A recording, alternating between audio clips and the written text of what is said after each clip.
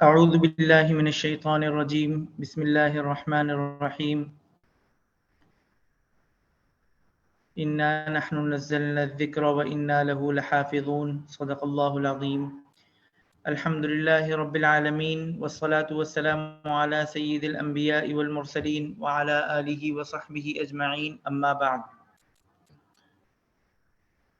اللہ رب العزت کا بڑا فضل ہے اور اللہ تعالیٰ کا احسان ہے۔ آج ماہ رمضان کا 14واں روزہ ہے۔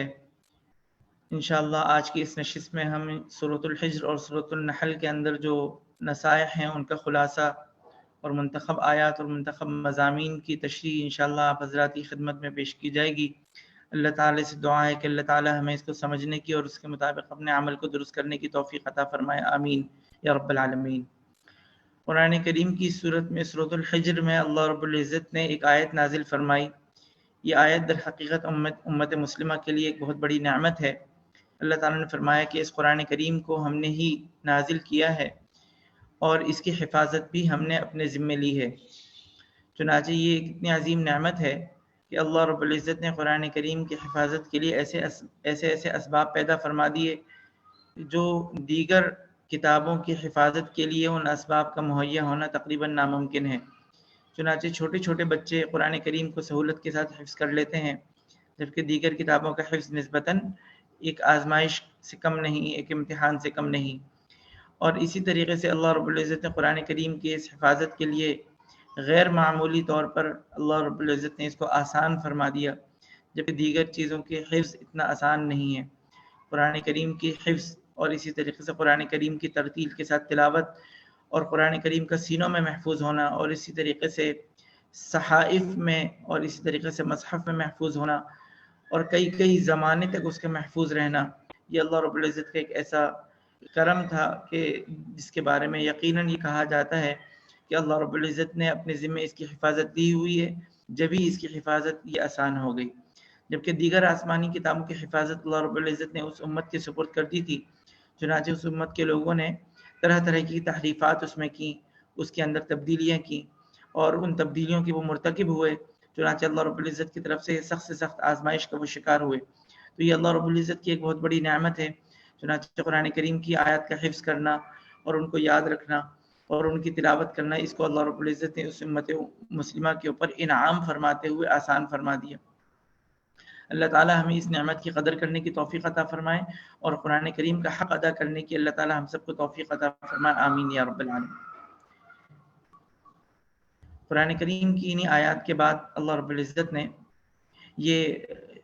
اپنی قدرت کاملہ اور اپنی صفات کا بیان فرمایا ہے،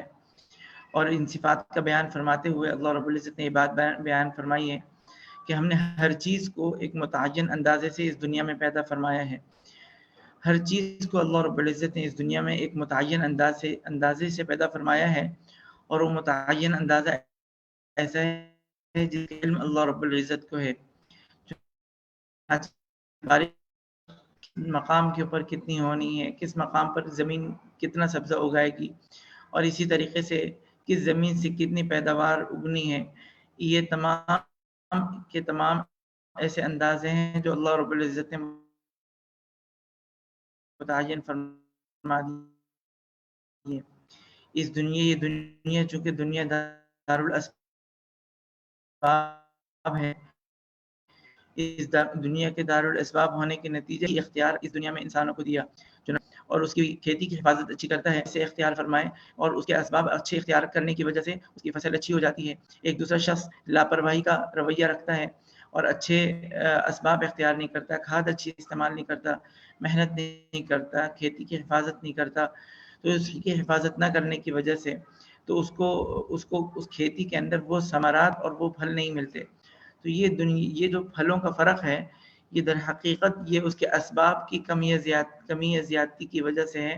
جس کا دار و مدار انسان کی اپنی محنت اور انسان کے اپنے عمل کے اوپر ہے۔ جبکہ اس دنیا کے اندر بہت سارے اسباب ایسے ہیں جن کا محض اور محض دار و مدار اللہ رب العزت کی مشیت کے اوپر ہے۔ چنانچہ موسم کا سرد ہونا اور اسی طریقے سے موسم کا گرم ہونا اور اس موسم کی وجہ سے فصل کے اندر پکنے یا نہ پکنے کا دار و مدار ہونا اور اچھی ہوا کا چل جانا، موسم کا سازگار ہونا، زمین کی تہوں میں اور زمین کی رگوں کے اندر پانی کی سرابی کا ہونا اور اس کی وجہ سے فصل کے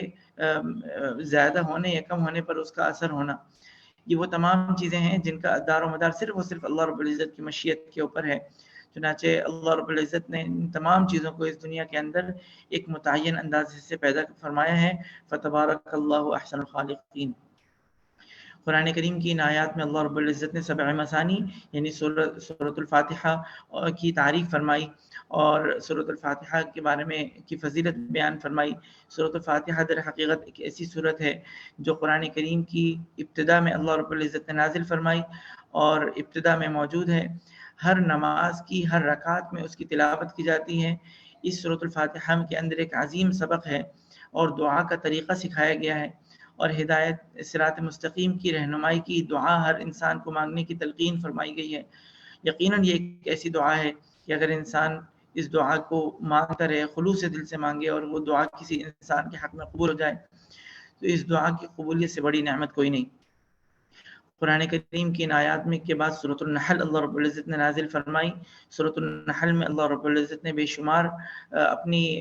مشاہدات بیان فرمائے، اپنی تخلیقات کا تذکرہ فرمایا اور یہ بات بھی بیان فرمائی کہ اللہ تعالیٰ نے وہ بہت ساری چیزیں پیدا فرمائی ہیں جن کو آج تم نہیں جانتے، جو تمہارے علم میں نہیں ہیں۔ چنانچہ جو چیزیں تمہارے علم میں نہیں ہیں وہ چیزیں، ان چیزوں کے خالق بھی اللہ تعالیٰ ہیں۔ چنانچہ بہت ساری چیزیں ایسی ہیں جو بعد میں آنے والی جو دنیا ہے اس کی تخلیق، اللہ تعالیٰ کی اس تخلیق کا جو مشاہدہ ہے وہ دنیا کی میں بعد میں آنے والے لوگ کریں گے۔ چنانچہ انسان کا علم محدود ہے، انسان کا مشاہدہ محدود ہے، انسانوں کی تعداد محدود ہے، انسان کی زندگی محدود ہے۔ چنانچہ ایک انسان اپنی محدود زندگی میں اللہ تعالیٰ کی کچھ مخلوقات کے بارے میں تعارف حاصل کر پاتا ہے، بقیہ کا تعارف اس کو حاصل نہیں ہوتا۔ بقیہ کا تعارف پوری اس زمانے میں موجود پوری دنیا کے تمام انسانوں کے سامنے اس کا احاطہ نہیں ہوتا۔ چنانچہ بے شمار جاندار ایسے ہیں، بے شمار جانور ایسے ہیں، بے شمار حیوانات ایسے ہیں، بے شمار نباتات ایسے ہیں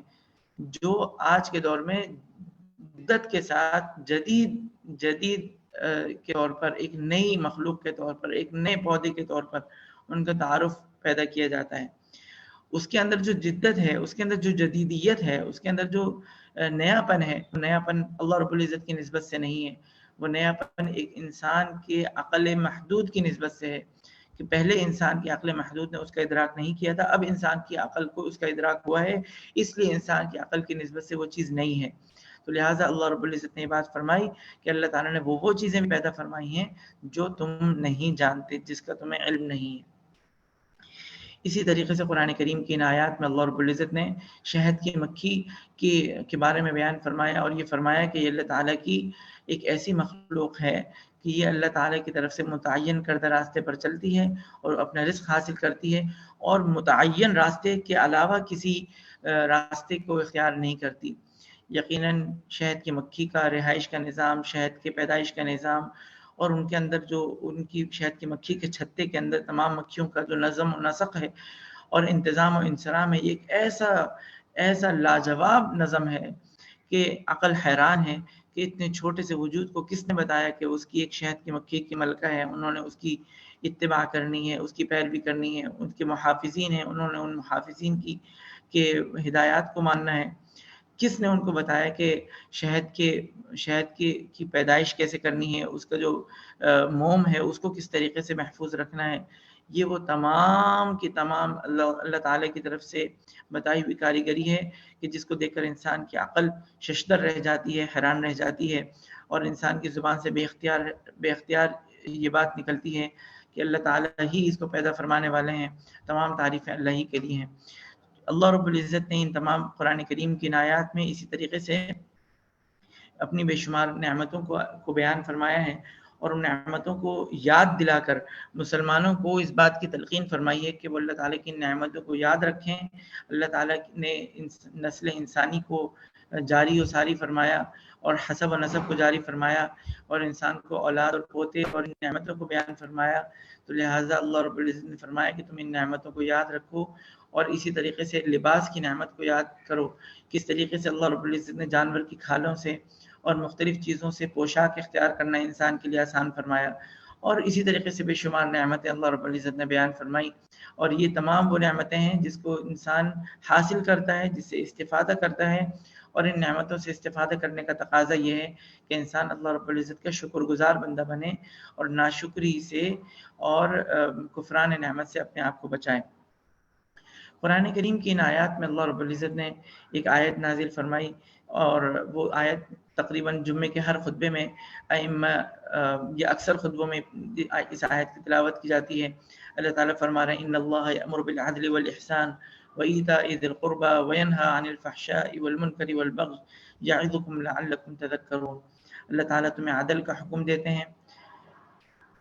بالعدل والاحسان، اور احسان کا حکم دیتے ہیں، وایتاء ذی القربى، اور رشتہ داروں کے ساتھ حسن سلوک اور ان کے لیے خرچ کرنے کا حکم دیتے ہیں۔ ابھی اس آیت میں اللہ رب العزت نے 3 چیزوں کا حکم بیان فرمایا کہ انسان ہر موقع کے اوپر، ہر مرحلے پر عدل کا راستہ اختیار کرے اور عدل کا راستہ نہ چھوڑے، اور کسی بھی قسم کی ناانصافی سے، چاہے وہ معاشرتی زندگی میں ہو، عدالتی زندگی میں ہو، چاہے وہ انسان کے حکم بنائے جانے کے وقت میں ہو، چاہے انسان کے بیوی بچوں میں کسی معاملے سے تقسیم سے متعلق ہو، ہر صورت میں یہ حکم دیا جا رہا ہے کہ انسان کسی بھی صورت میں عدل کا راستہ نہ چھوڑے۔ اسی طریقے سے احسان کی تعریف یہ ہے کہ فرائض کے بعد احسان کا درجہ آتا ہے، ایک تشریح اس کی یہ ہے، یعنی فرض یہ ہے کہ انسان 2.5% زکوٰۃ کی رقم مصارف میں خرچ کرے، اور جو زکوٰۃ انسان کے ذمہ لازم ہے، انسان وہ اپنے مال میں سے وہ زکوٰۃ ادا کرے۔ اور احسان یہ ہے کہ انسان فرائض سے بڑھ کر احساناً فقراء کے اندر، مساکین کے اندر اللہ رب العزت کی رضا کے لیے مال کو خرچ کرے۔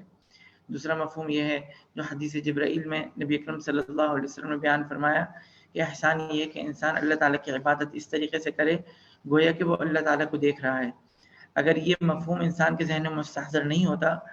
تو وہ کم از کم اس بات کا استحضار اپنے ذہن میں رکھے کہ اللہ تعالیٰ مجھے دیکھ رہے ہیں۔ یہ صفت احسان ہے، یہ احسان کی صفت ہے، یہ اخلاص کی ایک صفت ہے۔ اللہ رب العزت سے دعا ہے کہ اللہ تعالیٰ ہم سب کو صفت عطا فرمائے کہ اگر یہ صفت استحضار انسان کو نصیب ہو جائے اور انسان ہر عمل اس انداز میں کرے کہ اللہ تعالیٰ مجھے دیکھ رہے ہیں، اللہ تعالیٰ واچنگ می، اللہ تعالیٰ از واچنگ می، اللہ تعالیٰ مجھے دیکھ رہے ہیں، تو در حقیقت یہ ایک ایسا استحضار ہے کہ یہ استحضار انسان کو گناہوں کے اوپر اقدام سے، گناہوں کے اوپر جرأت سے، گناہوں پر سرکشی سے انسان کو روک دیتا ہے۔ اس لیے کہ انسان کے ذہن میں فوراً یہ بات آتی ہے کہ اللہ تعالیٰ مجھے دیکھ رہے ہیں، میں کیسے غلطی کر سکتا ہوں، اللہ تعالیٰ مجھے دیکھ رہے ہیں، میں کیسے یہ گناہ کے عمل کو کر سکتا ہوں، اللہ تعالیٰ مجھے دیکھ رہے ہیں، میں کیسے یہ گانا سن سکتا ہوں، اللہ تعالیٰ مجھے دیکھ رہے ہیں کیسے میں فلم دیکھ سکتا ہوں، اللہ تعالیٰ مجھے دیکھ رہے ہیں میں کیسے بدنظری کر سکتا ہوں، اللہ تعالیٰ مجھے دیکھ رہے ہیں میں کیسے غیبت کر سکتا ہوں، اللہ تعالیٰ مجھے دیکھ رہے ہیں میں کیسے حسد کر سکتا ہوں۔ جب یہ بات انسان کے ذہن میں بیٹھ جاتی ہے تو ایسی صورت میں انسان کے لیے اللہ رب العزت کی تعلیمات کے اوپر، حکم کے اوپر عمل کرنا انسان کے لیے آسان اور سہل ہو جاتا ہے۔ اللہ تعالیٰ سے دعا ہے کہ اللہ تعالیٰ ہمیں ان تمام باتوں کو سمجھنے کی اور اس کے مطابق عمل کرنے کی توفیق عطا فرمائے۔ اسی طریقے سے قرآن کریم کی آیت میں اللہ رب العزت نے فرمایا کہ 3 چیزوں سے اللہ تعالیٰ منع فرمایا، 3 چیزوں کا حکم دیا، یعنی عدل کو اختیار کرنے کا حکم دیا، احسان کو اختیار کرنے کا حکم دیا، اور رشتہ داروں کے ساتھ حسن سلوک کا حکم دیا۔ وینہی عن الفحشاء، اللہ تعالیٰ فحشا سے، بے حیائی کی چیزوں سے منع فرماتے ہیں۔ ہر اس عمل سے جو بے حیائی کا راستہ ہو، بے حیائی کی چیز ہو، اس کو اختیار کرنے سے اللہ تعالیٰ منع فرماتے ہیں۔ والمنکر، اور وہ چیز جو کہ بری ہے، جس کی جو برائی ہے، جو ناجائز کام ہے، جو حد سے تجاوز کرنے والی چیزیں ہیں۔ وینہی عن الفحشاء والمنکر والبغی، اور ظلم سے اللہ تعالیٰ منع فرماتے ہیں۔ چنانچہ وہ چیز جو برائی کا راستہ ہے، ناجائز امور ہیں، چاہے ان کی شناعت لوگوں کے درمیان شائع ہو، پھیلی ہوئی ہو، یا اس کی شناعت شائع نہ ہو لیکن وہ کام اللہ تعالیٰ نے منع فرما دیا ہو،